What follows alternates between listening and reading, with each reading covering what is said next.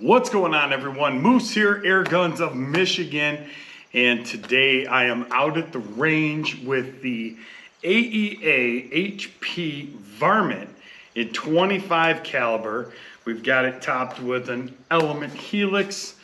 We're going to be shooting at 50 yards, and before we go any further, if you all would do me a big favor, if you've never heard of rumble.com, go ahead and check them out. I am posting all of my videos as well over on Rumble, just due to the fact that YouTube is deleting a lot of the Airgunner channels, as well as the Second Amendment channels and powder burners. And it's unfair, but all of my videos are also posted over on Rumble. So if you guys would do me a favor, go over to rumble.com, sign up for a free account. It's 100% free to you, and follow Airguns of Michigan over there. I would definitely appreciate it, and that way if something happens to my channel over here, you know where to go in the future. And also, if you haven't already, go ahead and subscribe to the channel here. It doesn't cost you anything. It certainly helps me out. And then if you would, just give this video a thumbs up. It doesn't cost you anything. It just helps me out here and there, and helps me to continue to bring you guys more and more good content. So if you guys would do that, that'd be great too. The AEA Varmint is an unregulated PCP, so we're definitely probably not going to get the tightness of the groups that we would get with a regulated gun, as you guys will see when we shoot, but overall it's not a bad experience. It's actually probably becoming one of my new favorite unregulated air guns. We're going to go ahead and top off the tank. We're right at about 180 bar. I shot about 30 shots, 150 bar. I shot, like I said, about 30 shots when I first got here. So we just want to top it off real quick. Just to make sure that we're being fair and complete. The thing that I like about this is even with a full fill, the gun itself doesn't have a problem overcoming the valve, which is really nice in an unregulated gun. A lot of times in unregulated guns, you top the gun off to their 200 or 250 bar fill, and your first shots are slower, and then it starts to speed up. Not so much the case with this. As you guys saw in the intro video, that was from a top off down, and I mean, you saw what the results were. So let me go ahead and load it up. The one thing that I wish that they had, just for future, is a lock back here in the bolt, so that sliding the magazine would be easier, because the probe does come forward unless you completely pull it back. So when you load the magazine, you kind of have to pull back a little bit more, push the magazine in, and then load your magazine. So let's go ahead and start our camera.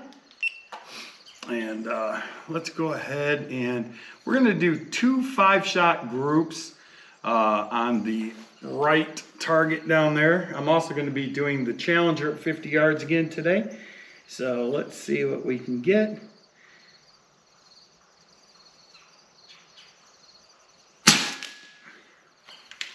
Here's one.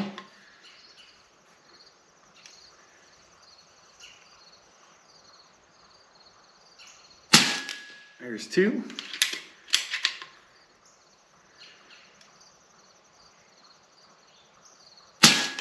There's 3.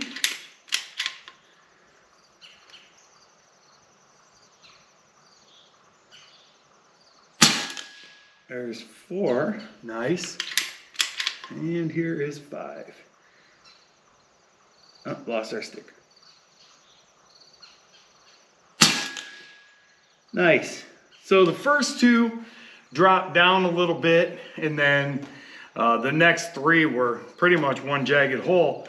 So that works for me for an unregulated gun at 50 yards. Let's go ahead and shoot another one over here.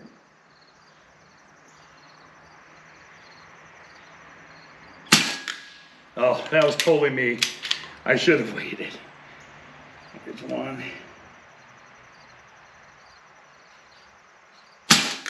There's two. Lost our sticker again. That's no good.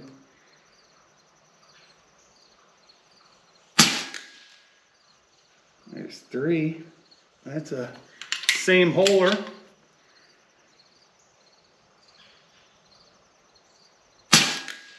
Four in the same hole.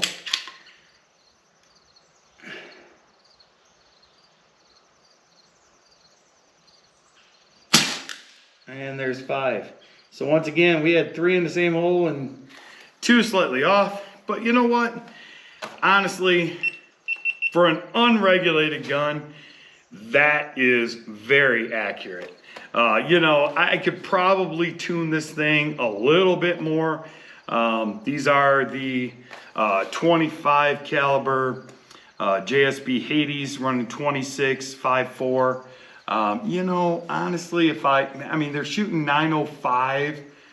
Well, at least that's what the chronograph was saying from the other video. But, you know, maybe if I slowed them down a little bit, maybe I'd get a little bit better. I don't know. But, you know, I would still say, I mean, honestly, for the money, this is turning out to be a very nice air gun. As you guys know, in the past, I really promoted the Benjamin Marauder, and it is still a very great gun. It truly is. Very quiet. Probably one of the most quiet unregulated air guns on the market. This one, still very quiet. You can hear it. I mean, when I shoot it, I only really hear the ping of the hammer, and then I hear the splat down range. You know, you guys can be the judge. The microphone will pick up the gun noise. But the thing that would separate me from my other favorite unregulated gun, the Benjamin Marauder, to this is just the amount of shots that you can get. I mean, I would venture to say you can probably get 50 shots out of a fill. And I don't actually know how many shots we can get. I've never really pushed it to see when it really drops off the deep end. But I do know that at 40 shots, I was still at about 870 feet per second from a 905 average. So I think my high with 40 shots was 912, and my low was 870-ish, 870, 873, something like that. So I would still consider that in the ballpark for an unregulated gun. Could we get another 10? I think we could. So, you know, let's talk about pros and cons. Pro, it is an incredibly quiet gun. It's a very lightweight gun. It does actually decock like most. It's got a collapsible and adjustable stock, so you know we can definitely shorten it up. The bottle, this big tank, awesome. Gives us plenty of shots. Easy to add a Saber Tactical bipod clamp on the front. You know,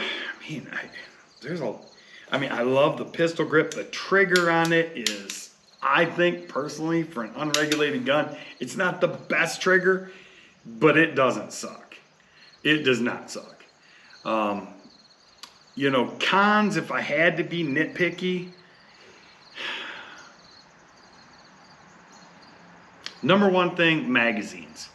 The magazines are definitely left wanting. And let me explain what I mean. These are the rotary type magazines. So when you get this magazine, this is, and also they are not interchangeable with the Challenger Pro. I think this is the HP series magazines. You actually wind them counterclockwise, and then you have to insert the first one skirt first. Well, it can be a very daunting task to line up the entry, if you will, to actually load that first pellet. Actually, I've got this pellet here, and I dropped another one that I pretty much bent the skirt up trying to get it in to that first slot. So it was very frustrating. The magazines are not real easy to load. So for all you magazine makers out there, it's time. It's time to get really smooth magazine into play. This one is smooth though. I've never had any problems with it, you know, advancing a pellet or anything like that. It does seem to hold just about any slug that I tried to put in it in 25 caliber. They are nice and deep, a little loose. You know, I guess I could tighten that up with my Allen and get it, you know, back to locking into place, but you know, a little loose. But I understand, you know, I mean, keep the cost of the gun down.